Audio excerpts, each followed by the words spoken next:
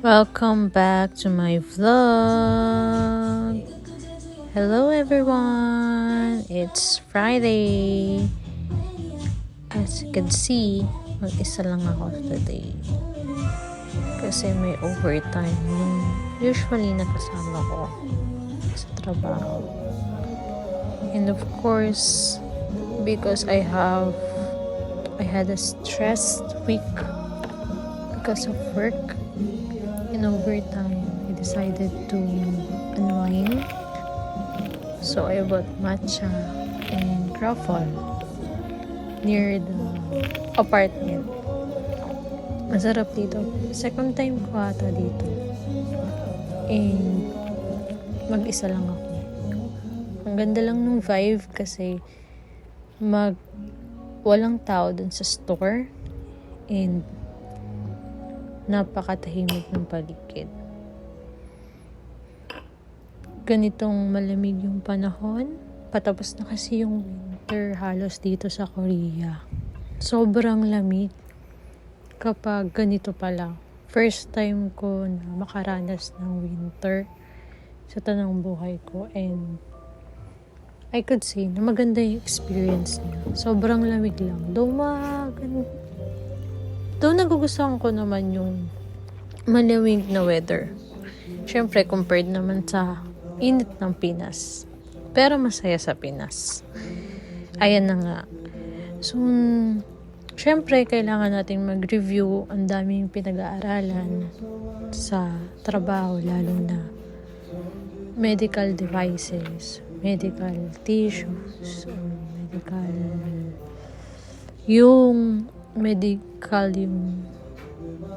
yung field ng work. Kailangan talaga mag-aral, syempre ng Korean. At the same time, kailangan i-absorb lahat kasi syempre mahirap ang trabaho. Pero kakayanin naman. Aral ng konti, review kung ano yung tutunan for the day. Syempre, hindi mawawala talaga sa akin yung kailangan kahit konti lang ay may natutunan tayo for the day. Kahit konti lang siya na mabaunin natin for the next day na mag-work tayo. Anything pwedeng makabisado ko. Syempre, maganda yung alone time, me time for today. Pero syempre, mas masarap pa rin kapag kasama ko yung mga dalawa kong OA na kaibigan. Ganda nung mga tugtugan lang dito. Nga pala, yung sa matcha, parang nabili ko ata siya ng 4,000. And dun sa Crawford, 3,000 bon. Tapos mamimili ka na lang ng toppings na pwede mong idagdag. So kanina, actually napili ko is corn cheese, kaso lang sold out na raw.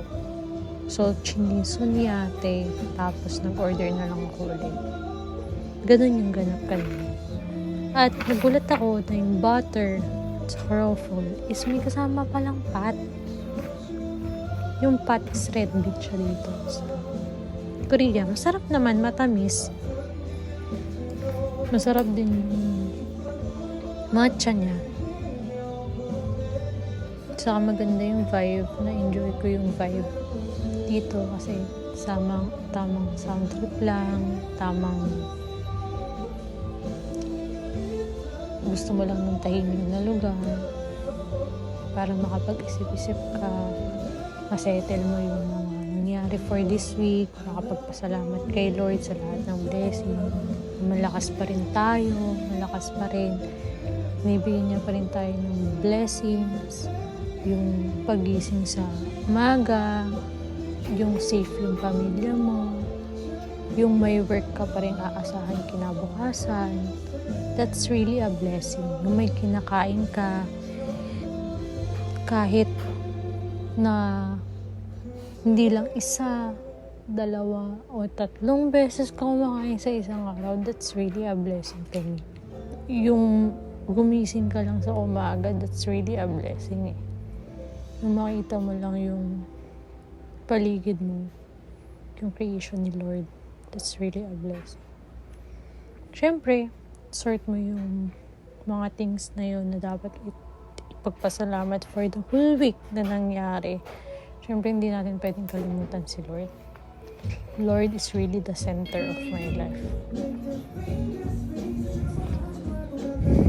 Siyempre, hindi natin makakalimutan si Dio. Dahil narinig ko si Small Girl. Yung Young G.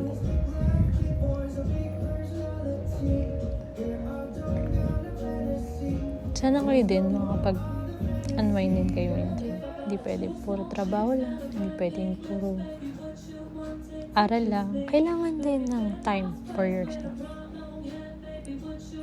To sort all the things that happen to your life for the week or for the day. Ano yung mga natutunan mo? Ano yung mga dapat mo i-let go? Char. Ano yung mga... Hindi, totoo. Ano yung mga dapat mo i-let go? Ano yung mga dapat mo i-improve pa for yourself? Ano pa yung pwede mong gawin for the next day? Ano pa yung pwede natin ipagpasalamat sa lahat? Saka ano pa yung pwede nating ma-share sa iba na makakatulong, diba? Yun yung mga mindset. Char. Pero hindi, totoo yun. Saka ano pa ba? Saka ano pa kaya yung pwede mong ma-share sa inyo na sana makapagpa-inspire din sa inyo, makapag-motivate sa inyo, makapag-encourage sa inyo na kahit na mahirap sa ngayon, kapag nagtiyaga ka, kapag pinagsumikapan mo kung ano yung gusto mo at umaksyon ka doon, you will get there. Siyempre, trust the Lord as well. Siyempre, yung faith kay Lord dapat hindi mawawala. And siyempre, don't forget to share it with your loved ones. And kain tayo. Kain. Kain. Ano kaya iniisip? Ko dyan? Actually, hindi ko na matandaan. Pero, parang blank lang yung ano ko nung time na yan. Kasi, ine-enjoy ko lang yung moment. Ine-enjoy ko yung me time ko. Kasi na-sort ko na yung things na kailangan kong i-sort sa mind ko, sa heart ko. And after that, actually, tinawagan ko yung kuya ko on my way home. Tapos, syempre, konting-kwentuhan, yung mga pwedeng mga sharing of the experiences, what happened the other day, what went well, ano yung mga pwede namin i-share sa isa't isa. Syempre, yung mga future plans, di ba? With the family. Syempre, miss ko sila. Miss ko yung mga siblings ko. Kung may balak pa ako magbakasyon sa Pinas, mga ganong bagay. Siyempre, yung future, mga businesses na pwede naming gawin. Sana, in God's time. Diba?